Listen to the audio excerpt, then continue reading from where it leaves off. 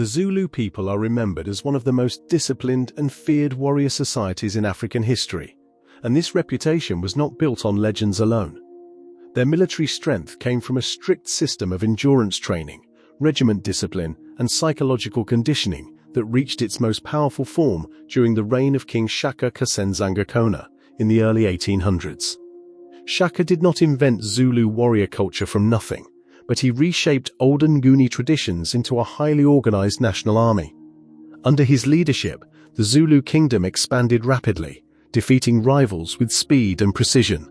Later, during the Anglo-Zulu War of 1879, the world saw the results of this warrior system when the Zulu army shocked the British Empire with its discipline and tactics. Story from Ancient Paths of Men. Zulu boys did not grow up in comfort. From childhood, many were raised in rural homesteads where survival required daily labor and responsibility. Herding cattle, collecting firewood, and walking long distances across hills and valleys were part of everyday life. Since cattle represented wealth and status, boys were expected to care for them early, meaning endurance and discipline were built naturally. This lifestyle shaped their minds as much as their bodies, because hardship was not viewed as suffering but as preparation.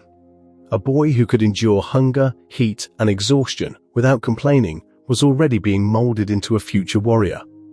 As boys became young men, they were placed into a highly organized age regiment system called the amabutho, singular, ibutho.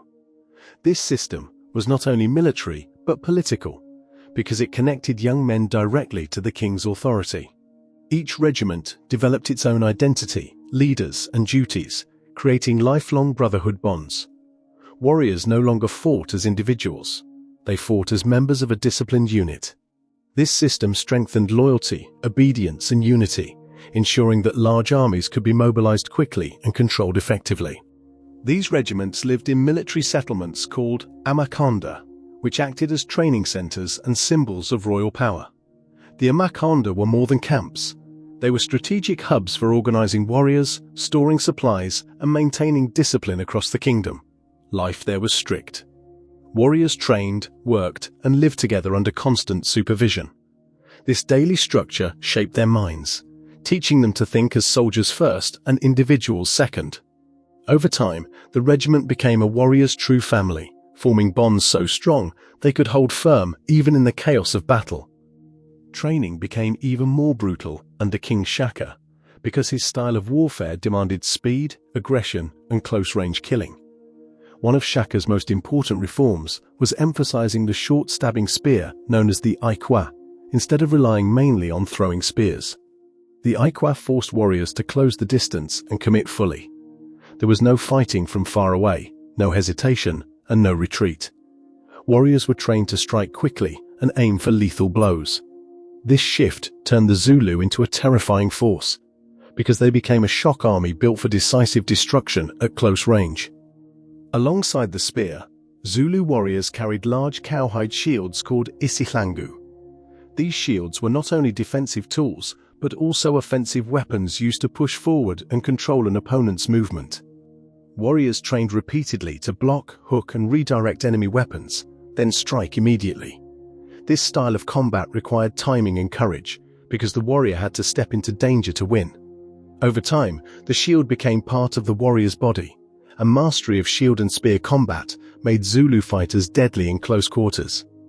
Physical endurance was one of the most legendary parts of Zulu training. Warriors were known for marching and running long distances at speed, often barefoot across rough terrain. This was not exaggerated. Barefoot movement was common, and it allowed them to travel quickly and silently. Over time, their feet hardened and their bodies adapted, making them capable of long marches and sudden attacks. Zulu warfare relied on rapid mobilization, meaning speed became as deadly as any spear. The ability to arrive quickly, surround enemies, and strike before they could prepare was one of the Zulus' greatest advantages. Zulu training was not only about physical strength, but about psychological control.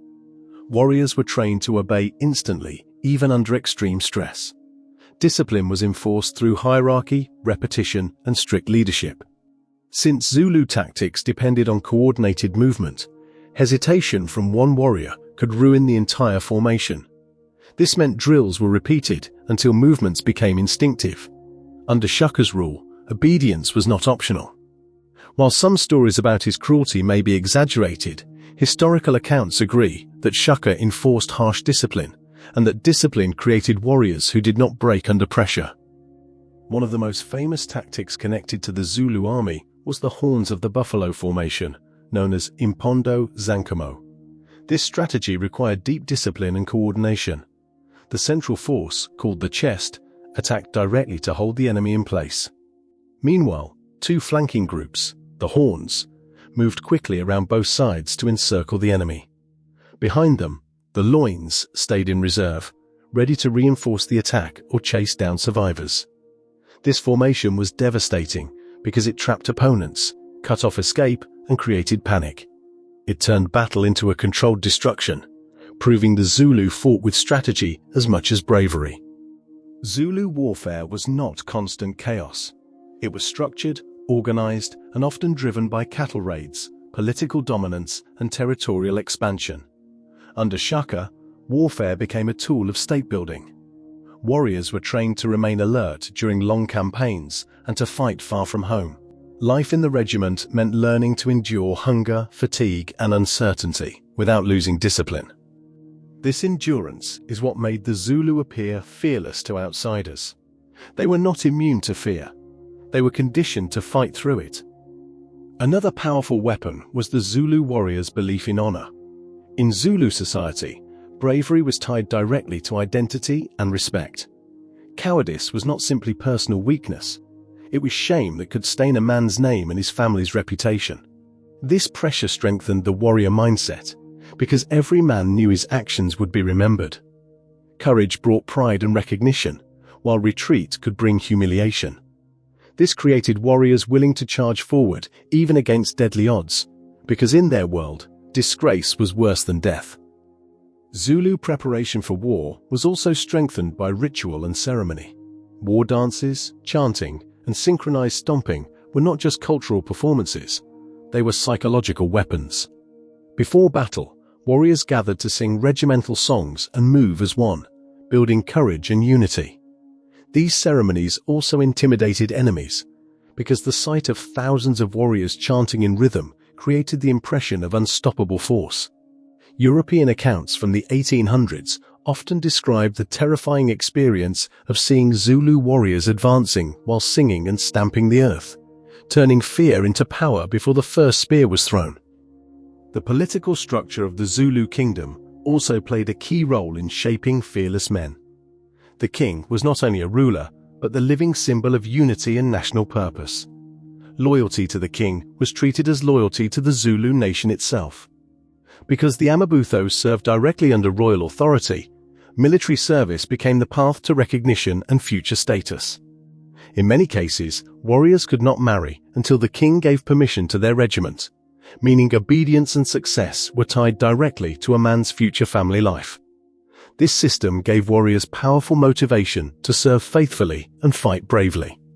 In the end, the Zulu tribe created fearless men, not because they were born fearless, but because their society trained fearlessness into them. Childhood hardship built endurance. The amabutho system created loyalty and brotherhood, and Shaka's reforms turned warfare into fast, close-range combat. Constant drilling turned discipline into instinct, while honor culture pushed warriors to fight even when death was likely. Their formations, especially the horns of the buffalo, proved that their success was not only about bravery, but also about strategy and unity. And their legacy still stands today because it proves a timeless truth. Courage can be forged through purpose, discipline, and brotherhood.